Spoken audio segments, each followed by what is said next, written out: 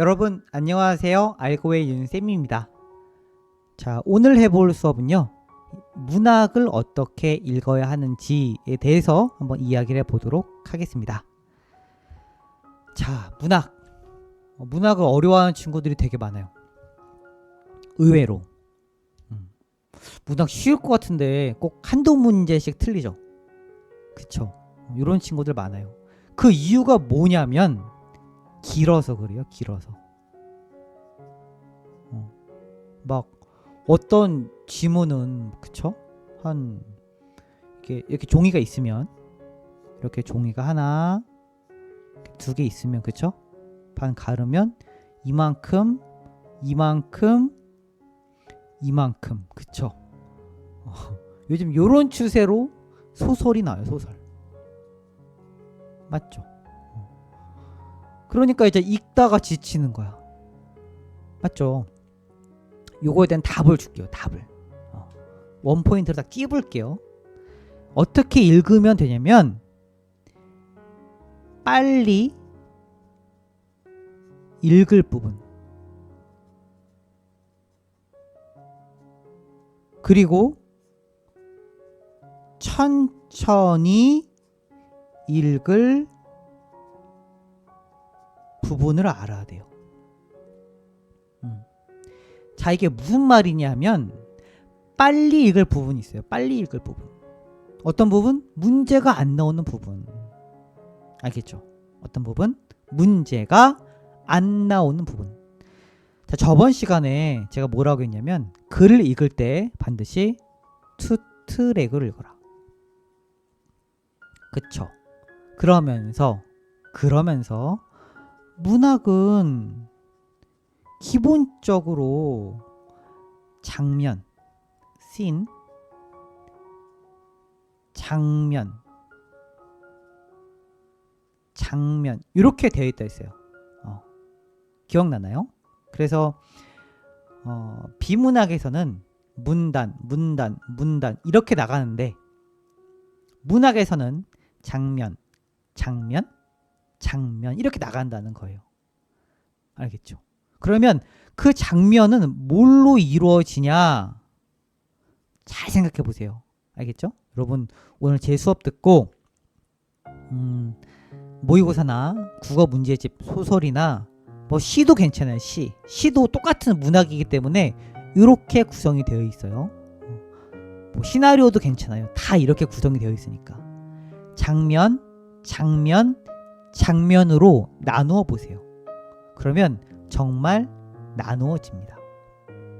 알겠죠? 자, 그 다음에 그 장면에는 어떻게 진짜 똑같이 묘사가 되어 있냐면, 배경이 있어요.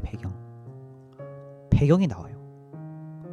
그 다음에 그 배경 안에서 스토리, 이야기가 전개가 돼요. 또 상황이 이어져요. 뭐 이런 것들은 뭐 어떤 대사도 있을 수 있을 거고, 또 어떤 뭐 구체적인 사물의 움직임도 있을 거고, 우린 이거를 보통 전개된다라고 하죠. 이야기가 전개된다, 이렇게 이야기를 하죠. 자, 그 다음에는 꼭 감정이 나요. 감정. 여러분, 그 현대 소설에는 감정이 엄청나게 많이 나와요. 엄청나게. 그런데 고전 소설에서는 감정이 정말 간단하게 표현이 돼요. 이게 바로 이 현대와 고전의 차이인데, 보통 이 현대 소설 하면은 장편 소설 말고 그냥 권으로 움직이는 거, 이런 것들은 200~300페이지 이런 정도의 글이 굉장히 많아요. 그러니까 어떤 조금 더 이상하다, 굉장히 많은 세부 묘사, 또 감정 묘사가 많아요. 그런데 고전은 어때요? 고전은 배경, 또 어떤 상황, 또 감정이 굉장히 빠르게 전환이 돼요. 굉장히 빠르게.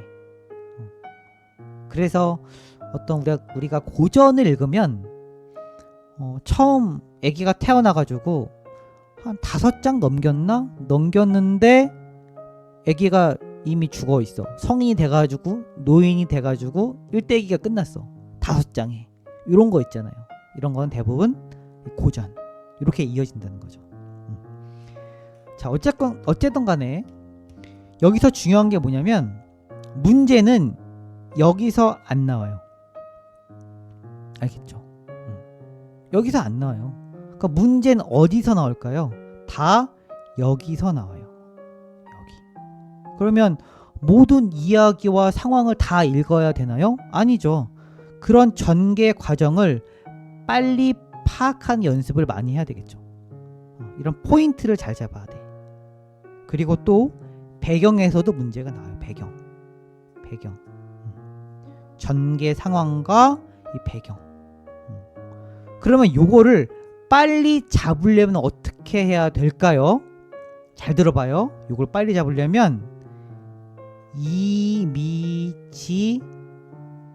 잘 시켜야 돼. 알겠죠? 이게 포인트예요. 이게. 그러니까 문학을 읽을 때는 장면에 대한 이미지를 내 머릿속에 만드는 거야. 근데 어떻게? 구체적으로. 이게 포인트입니다. 시도 마찬가지. 우리 친구들 이렇게 시 읽을 때 빨리 읽는 친구들이 있어. 무슨 이렇게 엄청 막 독해, 막 무슨 속독하듯이. 그러면 머릿속에 이미지화가 빠르게 안 돼요, 여러분들. 잘 들으세요. 비문학은 이미지화를 시키는 게 아니야. 비문학은 뭐 다음 시간에 설명을 하겠지만 비문학은 도식화를 하는 게 도식화. 이거 좀 나중에 얘기할게요. 그런데 문학은 이미지화를 잘 시켜야 돼요. 알겠죠? 이미지화. 시도 마찬가지야. 시는 데이터가 많이 없어요. 시는 가장 간단한 이미지화를 시킬 수 있도록 힌트만 줘요. 시는. 대신에 시는 장면의 전환이 보통 한 3장면? 이렇게 있는 거야. 소설은 3, 4장면? 이렇게 있는 거예요. 그러면 이 장면에 대한 이미지와 포인트를 잘 짚어서 빨리빨리 돼야 돼요. 알겠어요, 여러분? 그러니까 주인공의 모습, 또 거기서 일어나는, 또 주인공이 움직이는 배경들을 머릿속에 구체적으로 이미지화를 빨리 시켜서 내용을 탁탁탁탁 전개를 시키는 거죠. 조금 이해됐어요? 무슨 말인지? 쉽게 얘기하면 어떻게 표현을 해야 될까요? 소설을 내 머릿속에서 만화 책으로 바꾼다라고 표현해도 괜찮을 것 같아요. 이러려면 어떻게 해야 되죠? 여러분이 소설에 나온 어떤 글을 가지고 거기에 있는 배경, 또 인물, 사건 이런 것들을 분석해서 빠르게 이미지화를 시킨다고 생각을 해보세요. 그게 바로 만화책이니까요. 이렇게 글을 읽는 거예요. 조금 이해가 됐어요? 문학은 장면에 대한 이미지화를 빨리 하되, 그쵸? 시간을 빨리 줄이려면 감정을 서술하는 부분은 빨리 대충 읽는 거예요. 그러니까 글을 읽는 것도 어떤 부분은 빠르게, 어떤 부분은 천천히, 어떤 부분은 빠르게, 어떤 부분은 천천히를 강약 조절을 하면서 읽는 거예요. 이해가 돼요? 신세계예요, 여러분. 이거 모르는 친구들 많아요. 그러면서 제가 뭐라 그랬죠? 문학은 감상이죠. 감상. 그쵸? 어떤 데가 글을 평가하고 이런 게 아니고 감상하는 거예요. 감상이 뭐라고요? 감정을 공유하는 거, 이런 거예요. 그래서 어떤 거를 깨닫는 거. 깨닫는다. 좀 의미가 너무 좀 심오하다. 이런 것들은 느낀다. 괜찮다. 느끼는 거, 이런 거죠. 예. 이 정도. 딱 이 정도까지만 하고, 문제를 푸는 거예요. 이해가 조금 됐습니까, 여러분? 이렇게 설명하고 끝낼 거 아니고요. 문제를 한번 풀어볼 겁니다. 걱정하지 말고 다시 한번 이미지와 이미지를 정확하게 기억하고 거기서 오는 감정을 나도 느끼고 공유하는 거. 그 다음에 문제를 푸는 거예요. 그러면 문제에서 어떻게 하죠? 이건 이렇다, 이건 이렇다, 이건 이렇다 평가를 계속해요. 평론가들이. 이게 달라요. 나는 느끼기만 하는 거야. 느끼기만. 내가 평가하는 게 아니야. 평가하는 게 아니에요. 알겠죠? 그러니까 평가는 누구예요? 문제가요. 문제가 이미 평가를 하고 있어. 1번 이렇다, 2번 이렇다, 3번 이렇다, 이런 식으로. 그럼 거기서 가장 적절한 것을 골라내는 작업을 내가 하는 겁니다. 어떻게? 내가 느끼는 것으로. 평가가 아니에요. 달라요. 문학을 만약에 평가하고 분석을 하려면 외울 게 굉장히 많아져요, 여러분. 그래서 다른 글이라고 하는 거예요. 그 유럽에 팡테온이라는 건물이 있어요. 팡테온. 어떤 건물이냐면 이렇게 가운데가 뚫려 있는 돔인데 가운데가 뚫려 있는 이런 건물. 이게 돔이에요. 이렇게 돔. 이렇게. 그래서 가운데로 이렇게 빛이